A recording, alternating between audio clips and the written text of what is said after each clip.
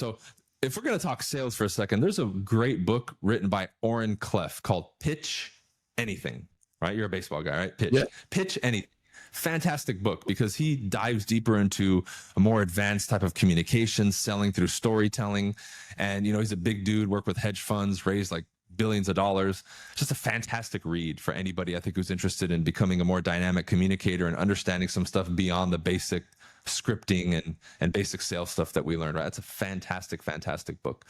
Another author that I'd recommend people get into is Robert Greene. He's written classics like The 48 Laws of Power, The Art of Seduction, which is a fantastic book that really has nothing to do with sex, but everyone thinks it does because it says seduction, right?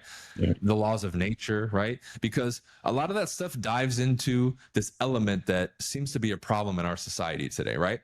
Look at nature as an example. Nature, let's say a lion tackling the gazelle. That's independent of us thinking it's right or wrong or trying to put a moral thing on it. That's nature. So what you need to do, and that's why I love that author in his books, is it teaches you, right? And people refuse to accept this, but to look at something like that and get out of thinking if it's right or wrong and just understand it for what it is. Because when you do, now you start understanding the game of life and you can operate yourself accordingly to win in the game. The lion's going to tackle the gazelle, whether I scream and support it or I cry and say it's wrong.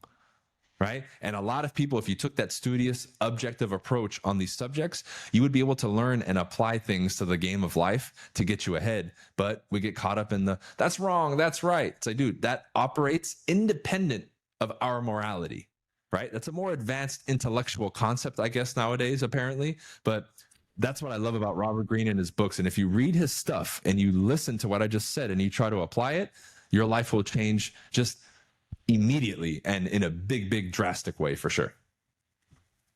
Well, BC, to get all of these nuggets and all of this information, man, we talked about gardening